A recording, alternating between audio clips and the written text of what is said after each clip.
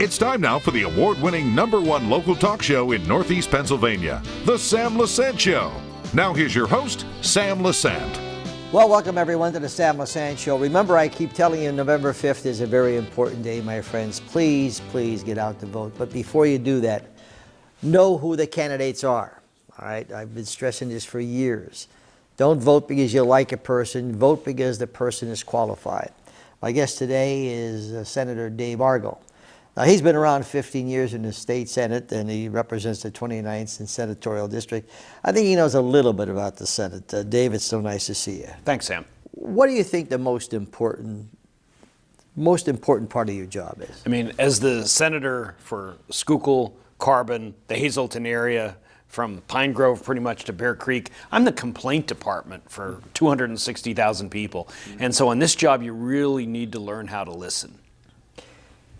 Going around, you said you're the complaint department, okay? We know where the country is today. We know what people are facing today, you more so than anywhere. I mean, I spoke to state legislators. They have their division, but being a state senator, having 102 municipalities, you hear a lot of things, and sincere things that break your heart, okay? What are some of the things that you're hearing, Senator, in terms of what people are looking for? I think in communities like Hazleton or Pottsville or Whitehaven, it's like often breathing new life into some of these old towns. I had a class I was teaching at Lehigh Carbon Community College one time at Tamaqua, and one of my students, they're very young, said, what in the world went wrong here? And I had to give them a little bit of a history lesson. You know, the demise of the many of the coal mining jobs. I mean, when my dad was growing up in Middleport, it was 25% unemployment. Tens of thousands of people left this area. And so that means unemployment, that means blight, that means we had a lot of work to do here. But I think if you look around, things are a lot better now than they were 10 or 15 years ago. So, addition to that, okay, and I know you have some laws about anti-blight. Let's talk about those anti-blight laws. What did you? Well, one of the things that we did early on, we gave local municipalities the right to extradite people, so that if there's some hotshot attorney 1,000 miles from here who's allowing their buildings to just fall apart, we can drag them here in front of a judge and force them to obey the law. We also brought back millions of dollars for demolition projects in each of the counties. I'm working with Mayor Cassatt now on the old dairy there on 6th Street, working with Representative Watrow, because sometimes the solution is to fix up these beautiful old buildings. Look what we did at the train station in Tamaqua. That's now the pride of the community. But some of these buildings are just too far gone. They've got to come down. Look at the Altamont. I guess that's about ready to reopen for market rate apartments right in the middle of Hazleton. Those apartments are really going to help to breathe some new life into this town. Other things that are on people's minds, we have, the economy, we have inflation, we have these things that, you see. What are we doing to help these people out? A lot of it comes down to education. Now, I'm the new chairman of the Senate Education Committee, and so we need to find a better way to prepare our students for the future. Electricians and teachers and carpenters and nurses. I mean, we're really short in a lot of very important roles. I've told people that, the world only needs so many philosophy majors or so many more poli-sci majors, but we really desperately need more people to look at some of the trades. That's why in this budget in July, we gave more money to the Penn College of Technology up in Williamsport, Thaddeus Stevens down in Lancaster, a lot of our career and technical schools, because some of them are bursting at the seams and they needed more help from the state. And so we delivered on that. Being in your position as chairman, okay, how do you know where to prioritize? Listen, that's why I have an office in Hazleton. That's why I have an office in Pottsville and Weisport and Monoy City. Sometimes some of the best ideas, they're not developed by legislators. They're developed by people who come to see us, who can give us some really good initiatives, and then it's our job to turn those ideas into law. You mentioned about education, okay, and education is extremely important, because I think the more, and that's what I'm telling our voters to do, become educated for the people who, because you affect my life. What you do in Harrisburg as a state senator, you're affecting my life, okay, in terms of my either revenue or the way I live. And that's a great responsibility. What have you found, okay, as a state senator, as you grew more and more into, serving the people? Sure. What have you found that the serious needs are? A lot of it is just common sense. Oh boy. Tell me about it. We have some unelected bureaucrats who, let's face it, they couldn't find the difference between Tamaqua and Towanda without a roadmap, who are coming up with some policies that some of this left-wing woke stuff just drives me crazy. My dad was a former school librarian. If he saw some of the pornography that is in some of the textbooks today, Dad would not have, it's probably good he didn't live to see that. And so some of it is just trying to get back to common sense. Some of it too is reinvesting in our communities.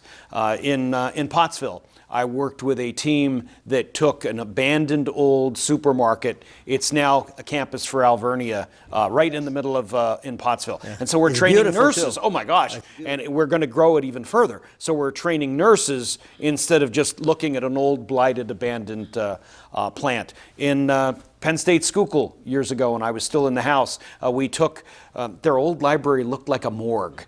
We worked with them. My first bill became veto bait for a governor, but we got it on the second trip. And so we've turned that into something now that Penn State Schuylkill can be proud of. And I think perhaps one of my favorite projects in working at what had been an old junior high school where both of my parents taught at Tamaqua, that's now Lehigh Carbon Community College. And every kid, because of the Morgan Foundation from Tamaqua High, can go there for free. Since we established that school, the number of college-educated people in that school district has increased by 50%.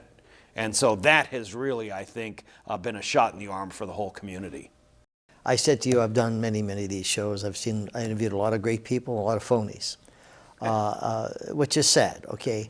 But when you mentioned about woke and you mentioned about pornography, what happened to our country? What happened that we let radicals take over? I mean, I asked this question to Dave McCormick. I asked it to people that, what happened to what happened to us allowing the minority to control all this crap that they're throwing at us? And again, it's like, did they not learn these lessons from mom and dad and grandma? I don't understand it. I really don't.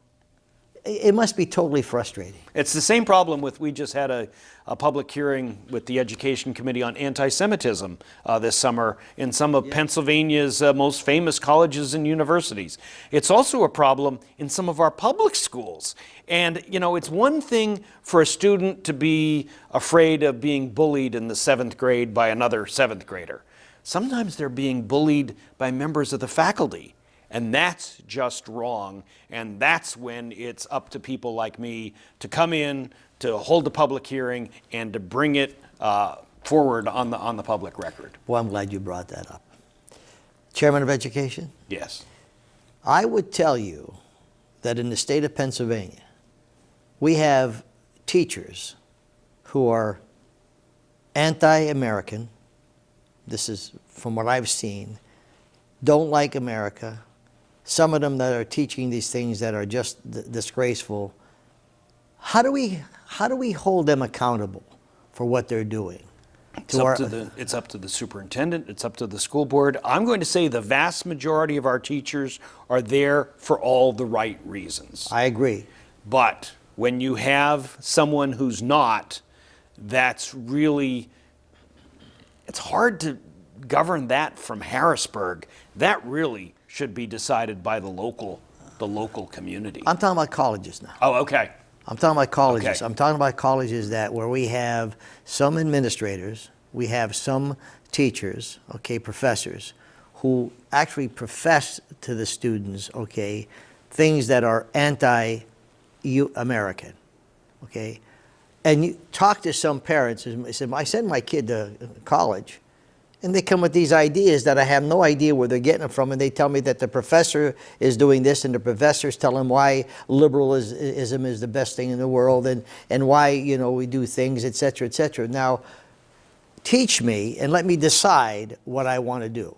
I mean, has that gone down the tubes? Well, we heard this summer at the public hearing on anti-Semitism. Yeah. We had students that were afraid to take certain professors. So Yeah. they just said they did their research. Yep. And if they saw on Facebook Professor X saying this and this and this against Jewish students, they said, I'm not taking that class. And so that's one way. That's one way to avoid it. Shouldn't that affect their funding if you... We have said that to any college or university, and this passed by a very wide majority, a bipartisan majority in the House and the Senate, that if a college or university goes to take all the money out of Israeli bonds or they're really unfair, we said they should lose every nickel that they get from the state. Absolutely. Staying in the realm of education. Sure. Being the chairman of education opens up a big library of things that you have to do. So you certainly don't sit on your laurel. I mean, you're out there, you know, every day doing things. What kind of new life are you bringing to the Department of Education? A lot of it is at budget time. Hazleton School District is growing and growing and growing. They obviously needed more funding. Panther Valley, one of the smaller school districts that I represent, was really struggling. They did pretty good in this budget. Now, money isn't the solution to all of their problems, but sometimes it helps. And so that was at least a piece of the puzzle. I do a report called the Greater Hazleton Area School District Report. I don't know if you've ever seen it, but, you know, with Brian Uplinger. And I asked him on the last show, along with their president, Tony Bonomo, I said, are you getting your fair share from the state? His answer was no. Okay, that there's enough. So how do you determine the fair share? I mean, I don't want anything more than what I deserve, but I want anything less than what I deserve. How do you determine that, Dave? Remember the Founding Fathers? Majority vote of the House, majority vote of the Senate, signature of the governor. And so this area, a lot of the school districts are growing. In other parts of the state, school districts aren't growing. And so there's this constant tug of war at budget time between school districts like this and other communities. Do you have a criteria? I mean, there are formulas, but again, it always comes down to majority of the vote of the House, majority vote of the Senate, and signature of the governor. Don't tell me this falls in politics then. I mean, what is the classroom definition of politics? It determines who gets what and why. Yeah. The question is who gets what and why is the question is do we give our fair share, no matter whether you're a Democrat or Republican, to the respective higher education unit? I mean, I think it's a better system now than it was a few years ago, but the Supreme Court, I mean, ruled that the way we fund our public schools was unconstitutional. I knew it was illogical before I got this job. I knew it was unfair, but it was the Supreme Court that essentially said, look, you know, find a better way. What input do you take from the different districts and school districts? Part of the advantage is that I grew up here. So mom and dad taught here. My grandfather actually taught in a one-room schoolhouse where they paid him partially in vegetables. So anytime a teacher complains to me, I say, okay, we've got problems, but at least we don't do that anymore. And so again, a lot of it is just listening to the issues that come into the offices every day. Some of my best ideas have come through that, just serving as the complaint department. Before you took over as chairmanship, you've been responsible for a lot of bills that affect people's lives, okay? Would you like to share some of those bills that you were able to be responsible for? Yeah, sure. Let's talk about two in particular. One was we had a terrible illegal tire dump outside of Pottsville. It burned for days. Because of what we learned on that, I introduced legislation that became law that's cleaned up 97% of every scrap tire in Pennsylvania. 28 million scrap tires. We used to have like a million here, a million here, a million there. You know, just a terrible thing. So It wasn't an easy bill to pass, but we did it. That's one. Another one, again, also on conservation. Think about what this area used to look like. Huge, monstrous piles of waste coal. And so what I did was I worked with the private sector. I worked with Senator Yudichak. I worked in a bipartisan basis with several different governors now. 50% of those big mountains of coal waste are now gone because of the independent coal electric plants. So Nesquehoning, Tremont, Monterey City, Shenandoah. So we've gotten, because we worked with the industry, we've gotten 50% of those mountains reduced.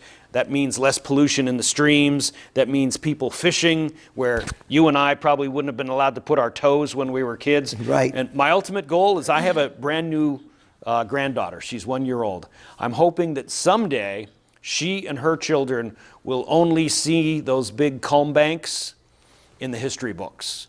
And so we're halfway there. And so, yeah, I'm very proud of those two. And I applaud those people who are working on that. Yeah, it took a lot of work. Folks, I'm talking to Senator Dave Argall, up for re-election. 15 years he's been in the Senate, 29 senatorial districts. He's all over the place, I'm telling you. No matter where you go, there's Dave Argall. We'll be back right after this. Welcome back to the Sam Lesante Show, folks. Remember, 24/7, SSPTV.com. Thank you for making the Sam Lesante Show the #1 talk show in northeastern Pennsylvania. I really appreciate that. And that comes from the scientific polls, the Susquehanna Polling and Research. November 5th. You know what it is. It's the day you should go out and vote. But before you do that, my friends, please know who the candidates are. So we've been going through a series of interviewing these different candidates. They've invested in the show to let you know what they have done and what they want to accomplish. One person is no stranger to the area is Senator Dave Argall. He's been in the U.S. State Senate for 15 years. He is now chairman of the education, and we talked about a few bills. The Reggie, am I saying that right? Yes. Tell people what that Reggie bill is and how it was a great bill, that's for sure. When I teach my college students, every couple of semesters I'll teach a semester, I explain that the power to tax belongs solely to the House, the Senate, the governor. They need to work together. What happened under Governor Tom Wolf was he tried to put a new tax on energy because of the greenhouse gas. So it was called the Regional Greenhouse Gas Initiative. But he tried to do it without the approval of the House and the Senate. The courts have said, no, you can't do that. And so now we have this tug of war. Governor Shapiro has said he's against it, but he hasn't repealed it yet. And so it's complicated. It's too many lawyers are making way too much money on this. But it basically came down to he was trying to raise people's electric bills if they depended on gas or coal or oil, and then he was going to give them a break over here. And you just can't do that without the approval of the elected officials in the House and the Senate. So what you got? What had happened then? And right now, it's tied up in the courts. Oh my gosh. Yeah. Talking about housing, okay, there's different areas that Sure. you've been doing some great things with. Yeah. And you know, that wasn't an issue in this area years ago. Yeah. It is now. And partly it's a credit to the people at Can-Do and Sedco that have helped to bring a lot of new jobs to the area. And then the question is, well, okay, where are these people going to live? So we talked about the Altamont. I mean, there are some government dollars in there. Those are going to be beautiful market rate apartments. I hope they open soon right in downtown Hazleton because we really need them. I've been working with some people, Representative Heffley in Carbon County. We took the beautiful old school in Weatherly, sat there on the hill empty for 30 years, dates back well over 100 years old. That's going to be housing in the future. I've done it in Tamaqua. I've done it in Frackville. We're working on some projects in Shenandoah. And the one that I'm really fond of, big old abandoned bank building across the street from my office in Pottsville. We've gotten some state dollars there. I'm hoping that next year those are going to be transferred into apartments as well. Because no one wants to drive 2 hours in one direction. And so housing, as you'd indicated, Wow. is a much bigger issue here than it ever was before. You're right. You would never imagine that, 10 years ago that Yeah. we'd have that Yeah. kind of problem. All right, so I'm driving down the interstate and I'm seeing PennDOT, and God bless them, please, I wouldn't want to be a worker because they're always putting their lives in Yes. danger, okay? And please respect where they are. But you must got a lot of complaints about PennDOT, and how do you handle them? Because Step by step by step. Sometimes it's easy. Sometimes you just call up the local manager and say, hey, there's this pothole. Can you please send some guys out to fix it?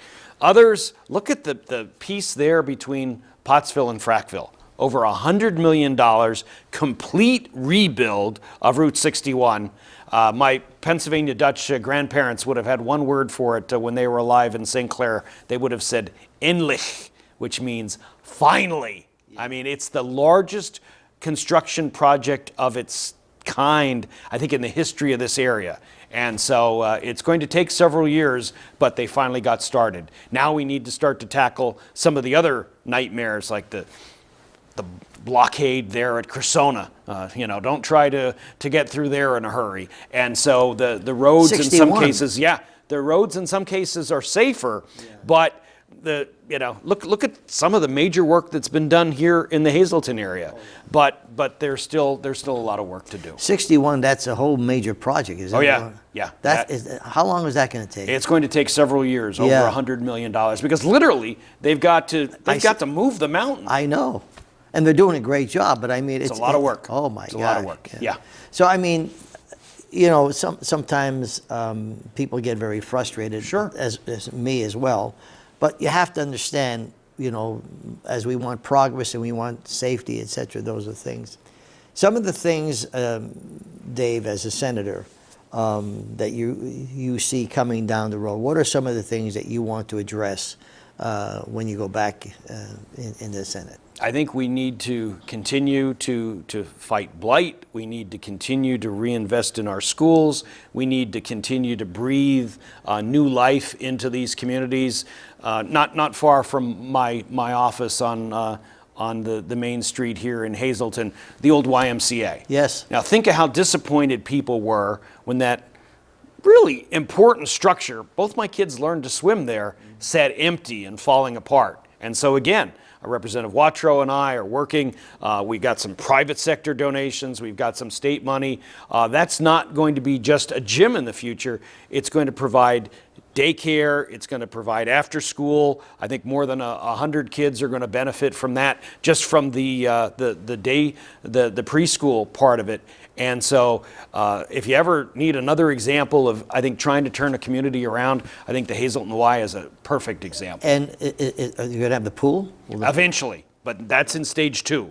The first stage is just for after school and preschool and daycare. I used to go there every day. Yeah. My kids learn how to swim there. Yeah. Like you said, Yeah. it was Yeah. the thing. One of the things as a state legislator or a state senator, you get input, okay? And sometimes people say, they won't listen to you. You're wasting your time. Don't bother calling Senator Argall's office. Don't bother calling Watrow's office, etc. Okay, I don't know if that's a fact, okay, because I think, you need input. So how do we get input to you and, give you our thoughts, and particularly when we're looking at inflation and Sure. energy cost and the economy, et cetera, that are affecting your constituents? Yeah, fortunately, I've got a good team, so it's not just me. It's people that I have working in my Hazleton office, my Pottsville office, my Monterey City office, the office in Carbon County that I share with Doyle. And so we listen and we try to address complaints. We also have town hall meetings. I've done several of those. Representative Watrow and I just did one the other day in McAdoo. I do those consistently. Amazed what you learn. Oh, yes. When you listen. Yes. And so those are very helpful. I also did a teletown hall a couple of weeks ago. We had 4,000 people on the phone for an hour. And so, again, while the district is big, we talked about from Pine Grove to Bear Creek, it's not that big that if you listen to people, you can get some things done. Yeah, it's amazing when you're talking about people are interested. people want to know what's going on, and I think sometimes some politicians take them for granted. Sure. You know, particularly when I see some of these commercials that are just outright lies. You know, it must frustrate you when you're in it as a state senator and you see these things and you hear these lies, etc. Okay, how do you react to that, Dave? You just, take a breath and move on. Yeah. Because what did Winston Churchill say about democracy? The worst form of government ever devised by man, except for all the others. Yeah. So we don't want to trade it into a dictatorship, we're not electing a king again. Yeah. And so no, but people need to educate themselves. They need to be able to learn, what's right and what's what my Pennsylvania Dutch grandparents would have called kuscheissen. Do you know that word? No. It doesn't smell good, and it comes out of the back end of a cow. Oh. All right. So what do you tell your constituents and our viewers why they should put you back in the Senate? I think, look at what I've been able to do. I've been able to deliver results. I've listened. I grew up here. I don't have to be educated on the needs of these 3 counties. I think I pretty much understand them. But I think if you look at what I've been able to do in breathing new life into these communities, I know my work's not done yet. I have just as much energy as I did when I started on this job, and I want to keep at it for 4 more years. Well, I wish you the best. Thanks, Sam. Okay, Thank certainly you. You've always been responsive to our station, and I've never, we ask you, you respond, which I appreciate. Friends, November 5th, know the candidates, know who they are. These people affect your lives every day. You're living it every day, as you can see, with inflation, the economy, etc. And most of you who are struggling, I feel sorry for you. Hopefully it'll end after November 5th. Dave Argall, Senator Argall is running for re-election. Consider him November 5th. We'll see you next time.